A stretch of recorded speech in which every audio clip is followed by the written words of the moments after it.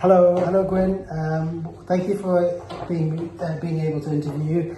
I think I've decided to start interviewing consultants just generally for primary care optoms so they can understand what it is to work under a consultant.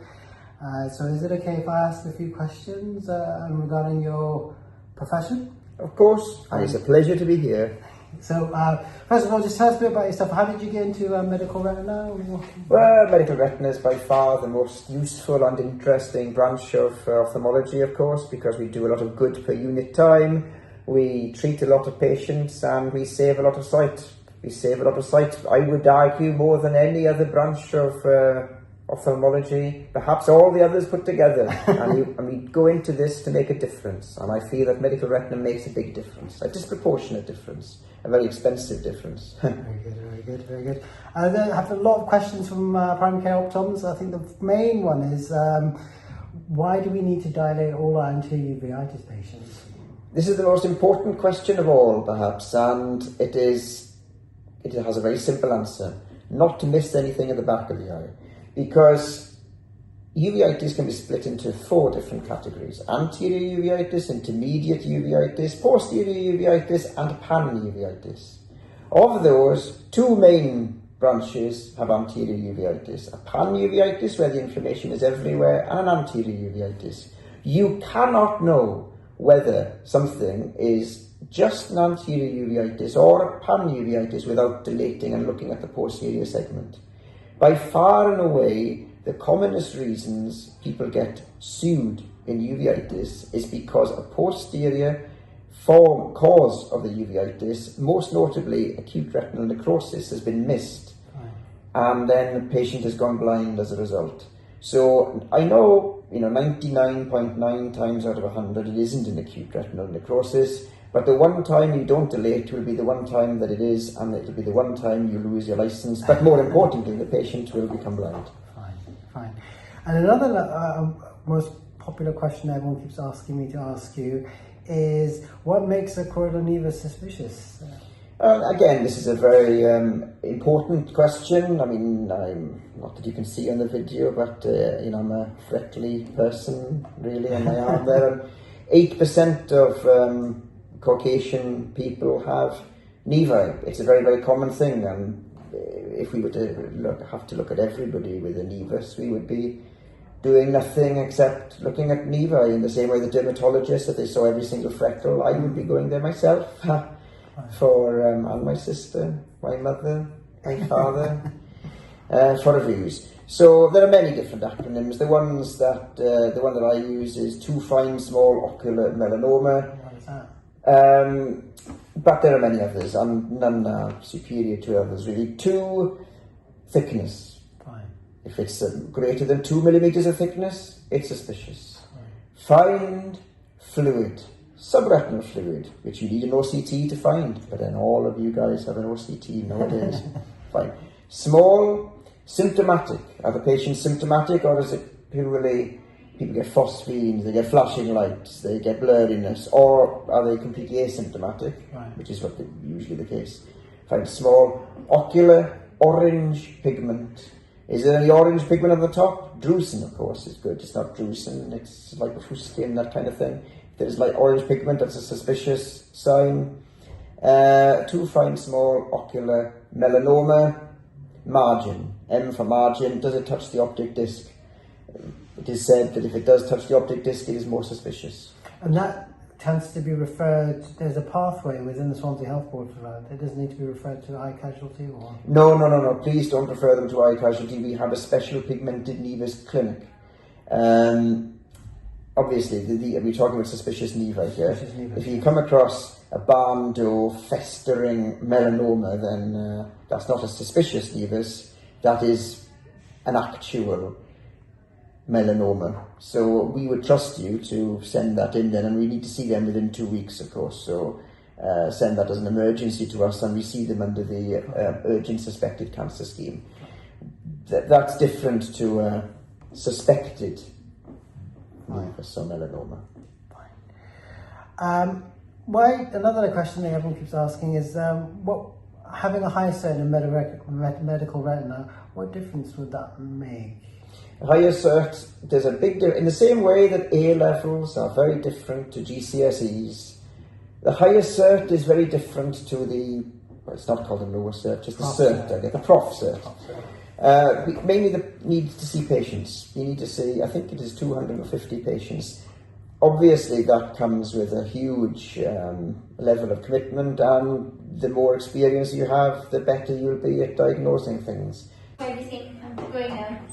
Thank you, Mrs. Pitchford. That's Kelly Pitchford. She's very good. She just does the uveitis clinic. So, in fact, keep that in because it's important to know the value of optoms working in hospitals. Kelly Pitchford, one of a kind. That leads me on to our next question. What do you think the role of an optom is in a few years' time in the hospital? Well, we wouldn't be able to function without optoms. We are trying our level best to train as many doctors as possible. We will never train enough doctors. Optoms are very welcome to come here, like a Kelly Pitchford, like a Yassine El Hassan, to perform higher roles. The doors open, come.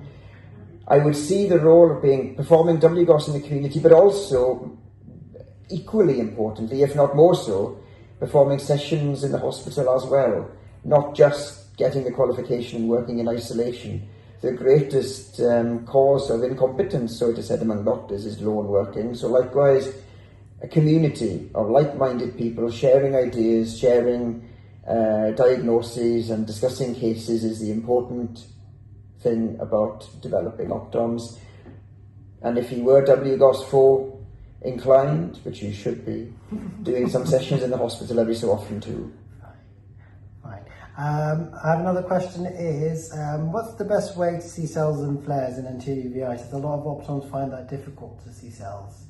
Any tips? Well, there's a nice book on uveitis, second edition, coming out this month actually, Practical Uveitis, available from Amazon and all good bookstores.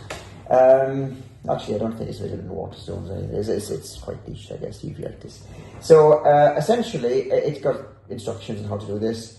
Highest magnification, a 1 by 1 millimeter beam obliquely. You focus just at a point midway or in between the endothelium and the lens, and you look to, it's a bit like seeing dust motes swirling around on a warm summer's day where you have a beam of light shine across the room from the bright sun without a cloud in the sky, and you see the cells floating about. And the standard uveitis nomenclature sun group way of doing this is to do whether there's less than 5 cells, which is considered normal, 5 to 15, and then 15 to 25, and then it goes up like this, but no one actually counts them. They eyeball them. There might be machines in the future that does it, but they aren't at present. Fine. And episcleritis, that's another one that keeps popping up. Does it need treating at all? It depends. Try to get away from treating it if you can, because episcleritis is just one of those inconvenient things that it's part and parcel of being human beings in the world. If there's no symptoms and it's just a patch of red, just let it disappear of its own accord. It is self-limiting. If there's a bit of ache, or say the patient needs to go to some kind of wedding or something, right. Or they don't want their eye to look a bit weird and everybody to go, oh, what's that in your eye like that? Then you can give some kind of lubricant in the first instance, or a weak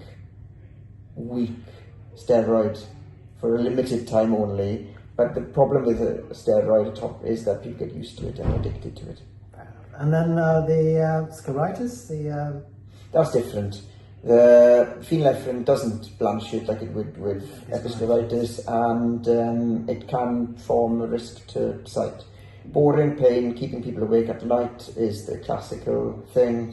That needs more strong tablet-based interventions, potentially steroids. Flurbiprofen, that needs to come to the hospital. Right. Or, I guess, there might well be trained WGOS 5 people who can prescribe things, who can diagnose it, and who can potentially start them on NSAIDs such as flurbiprofen. Fine. And then finally, another of the most popular questions is CSR. Can anything be done about that? Or? CSR, nobody enjoys CSR in this world. What is CSR? What did you say for everyone? Central serous chorioretinopathy. You have a leak of fluid for unknown reasons at the back of one or both eyes. Type A personalities, men, steroid use, stress, tends to cause it. The best treatment is nothing, wait for it to get better by itself. Photodynamic therapy, PDT, is the only thing that makes a difference. There's about 300 million other treatments, none of them work. Eplerenone, no. Melatonin, no. Rifampicin, no. But you'd come across many. But we don't have PDT machine in Swansea. They have one in Cardiff, but there's no regional service. So it's one of those annoying, awful things because there's nothing we can do. We need regional centres of excellence with each one with a PDT machine to undertake this, but it needs recalibration of ophthalmology to do that. Well, that's all for me. Thank you very much. Well, thank you, and consider doing WGOS, doing sessions at the hospital, and coming back to one of your scene's earlier questions. You can do lasers, anterior segment, posterior segment, clinics, injections, whatever takes your fancy. Come to the hospital, the door's open. Thank you, Gwyn.